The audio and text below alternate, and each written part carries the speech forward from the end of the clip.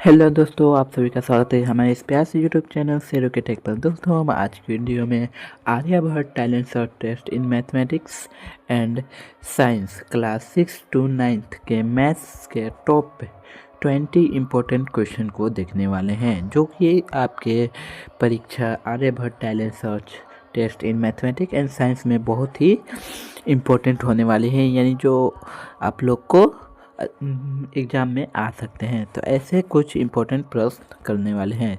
तो video start करने से पहले आप सभी से निवेदन है कि अगर आप लोग हमारे चैनल पर नए हैं तो चैनल को सब्सक्राइब कर बेल आइकन को ऑल पर प्रेस कर दीजिएगा, क्योंकि आपको यहाँ पर ऐसे कॉम्पिटिटिव एग्ज़ाम जैसे Aryabhatta talent search exam, Srinivasam talent search exam, JNV other related content पर वीडियोस देखने को मिलते रहते थे। चलिए दोस्तों, बिना किसी देरी के आज के वीडियो को शुरू करते हैं। आपको आज की वीडियो में टॉप 20 मोस्ट इम्पोर्टेंट क्वेश्चन देखने वाले को मिलने वाले हैं मैथ्स के। ये हमारा पार्ट 1 है। अगर इस पर अच्छा खासा रिव्यू रहा तो हम लोग पार्ट 2 जरूर बनाएंगे। तो चलिए क्लास शुरू करते हैं। तो दोस्तों, हमारा पहला क्वेश्चन हमारे सामने आ चुका है। ये जो प्रश्न होने वाले हैं HCF और LCM से होने वाले हैं। तो पहला प्रश्न है हमारा 24 और 36 का HCF याद करें, यानी हाई कमांड फैक्टर। इसका हमें याद करना है। तो आप इसे किसी भी विधि से निकाल सकते हैं, या तो यूक्लिड विभाजन विधि या विभाजन विधि। तो मुझे यूक्लिड वाला अच्छा लगता है, तो उसी से बनाते हैं। क्या करते हैं, 36 लिखेंगे, फिर इक्वल में 24 इंटू में 1 कर प्लस में कितना कर देते हैं, यहाँ पर जितना बचेगा, यानी कितना बचेगा यहाँ पर हम लोग के पास बचेगा इधर इधर, हाँ, तो 12 बचेगा प्लस में। तो फिर यहाँ पर क्या कर देंगे, 24 इक्वल 12, तो इंटू में 2 और प्लस 0। तो इसलिए हमारा HCF कितना हो जाएगा, HCF इसका 12 राइट आंसर हो जाएगा पहले का। तो अब चलिए अपना नेक्स्ट देख लेते हैं। सेकंड क्वेश्चन हमारा पहले का ऑप्शन नंबर बी बिल्कुल राइट हो जाएगा, 12। ओके, नेक्स्ट अब हम देख लेते हैं अगला क्वेश्चन। थोड़ा सा इसको एडजस्ट कर लेते हैं। चलिए, नेक्स्ट हमारे पास क्वेश्चन है 12 और 18 का LCM क्या है। LCM हमको ज्ञात करना है। तो क्या करेंगे, सबसे पहले ऐसे लिख लेंगे 12 और 18, फिर इस प्रकार कर देंगे, फिर इसको 2 से 6 9, अब 3 से जाएगा, 3 तो यहाँ पर 2 हो जाएगा एंड यहाँ पर 3 हो जाएगा। अब इनको गुना कर देंगे, 3 दूनी 6, 6 3 18 दूनी 36, यानी इसका सेकंड नंबर क्वेश्चन का हमारा कौन सा राइट आंसर हो जाएगा, वो हो जाएगा option number A. Question number 2 का ऑप्शन नंबर ए, यानी कि 20, सॉरी यहाँ पर मिस्टेक हो गया। क्वेश्चन नंबर 2 का ऑप्शन नंबर बी 36 बिल्कुल राइट हो जाएगा। चलिए अब अपना नेक्स्ट क्वेश्चन देख लेते हैं। क्वेश्चन नंबर 3 यहाँ पर दिया हुआ है, दो संख्याओं का HCF 8 और LCM 96 है, तो उनका गुणनफल होगा। तो जैसा कि आप लोग को यहाँ पर एक सूत्र पता है, क्या है वो सूत्र हम देख लेते हैं कि दो संख्याओं का गुणनफल बराबर LCM इंटू HCF ये होता है। आप लोग ये जो सूत्र है ध्यान पर रखिएगा, दो संख्याओं का गुणनफल बराबर LCM इंटू HCF, यानी कि LCM हमारे पास कितना है 96 है और HCF कितना है 8। तो हमारा क्या हो जाएगा, 8 का 48 का 8 है एंड 8 9 72, यानी कि यहाँ पर हमारे पास हो जाएगा 72, यानी कि 768। इसका जो हमारा राइट आंसर हो जाएगा वो हो जाएगा 768, यानी कि बी। क्वेश्चन नंबर 3 का ऑप्शन नंबर बी बिल्कुल राइट हो जाएगा। चलिए अपना नेक्स्ट क्वेश्चन देख लेते हैं। क्वेश्चन नंबर 4, उसमें क्या कह रहा है। क्वेश्चन नंबर 4 यहाँ पर आ चुका है, 6 8 और 12 से विभाज्य सबसे छोटी संख्या है, यानी अगर हमें छोटी से छोटी संख्या जो इन 3 संख्या से विभाज्य है वो कौन सी है। तो इसको ज्ञात करने के लिए हमें क्या करना होगा, 6 8 एंड 12 इनका क्या करना होगा, हमें LCM निकालना होगा। तो LCM के लिए हम यहाँ पर इसको 2 से करेंगे, फिर 3 4 एंड 6, फिर इसको 2 से 3 2 एंड 3, फिर इसको 3 से करेंगे तो 1 2 एंड 1, तो क्या हो जाएगा 3 दूनी 6, दूनी 12, दूनी 24, यानी इसका जो राइट आंसर हो जाएगा क्वेश्चन नंबर 4 का वो ऑप्शन नंबर बी 24 बिल्कुल राइट हो जाएगा। इसी पर हम अपने नेक्स्ट क्वेश्चन की तरफ चलते हैं। हमारा नेक्स्ट क्वेश्चन हमारी स्क्रीन पर है 48, 60 और 72 का HCF क्या होगा, यानी 48, 60 और 72 का हाई कमांड फैक्टर क्या होगा। तो इसके लिए हम इस यहाँ पर कौन सा विधि अपनाएंगे, गुणाखंड विधि।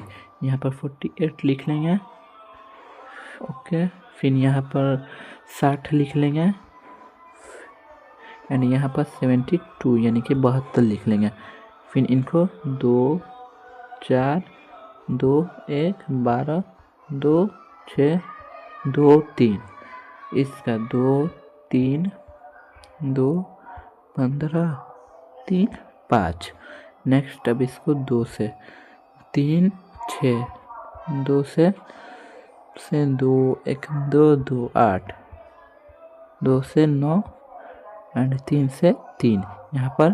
तो अब हम इतना करने के बाद क्या करेंगे, इनमें कॉमन देखेंगे, इसमें भी 2 है, इसमें भी 2 है, इसमें भी 2 है, तो 1 2 कॉमन कर लेंगे, फिर गुना में। नेक्स्ट इसमें 2 है, इसमें 2 है, इसमें भी 2 है, तो फिर 1 2 लिख लेंगे, फिर गुना करेंगे, यहाँ पर 2 है, इसमें अब 2 नहीं है तो नहीं होगा। फिर अब देख लेते हैं, इसमें 3 है, इसमें भी 3 है एंड इसमें भी 3 है, तो एक इसमें 3 से गुना कर देंगे, यानी कि 2 2 यहाँ पर 2 गुने 2 गुने 3, यानी कि क्या हो जाएगा 2 दूनी 4 और 4 3 12। इसका जो राइट आंसर हो जाएगा वो ऑप्शन नंबर बी बिल्कुल राइट हो जाएगा। 5 नंबर का ऑप्शन नंबर बी 12 बिल्कुल राइट हो जाएगा। चलिए इसी पर हम अपना नेक्स्ट क्वेश्चन देख लेते हैं। नेक्स्ट क्वेश्चन हमारे पास है पूर्णांक एवं परिमेय संख्या से हमारा नेक्स्ट क्वेश्चन है इससे, तो चलिए हम देख लेते हैं। यहाँ पर दिया है -15 + 27 और -12 बराबर कितना होगा। तो क्या करेंगे, हैं ये माइनस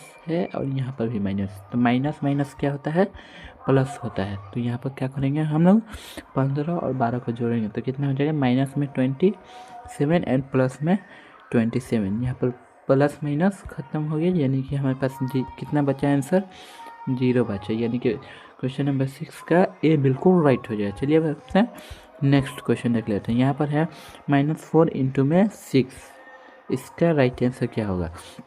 तो यहाँ पर किससे गुना हो रहा है, माइनस गुना हो रहा है प्लस से, तो क्या होगा हमारे पास आंसर आ जाएगा माइनस में, यानी कि 6 चौका 24 -24 हमारा बिल्कुल राइट आंसर हो जाए। तो क्वेश्चन नंबर 7 का ऑप्शन नंबर ए बिल्कुल राइट हो जाए। चलिए अब अपना नेक्स्ट क्वेश्चन देख लेते हैं।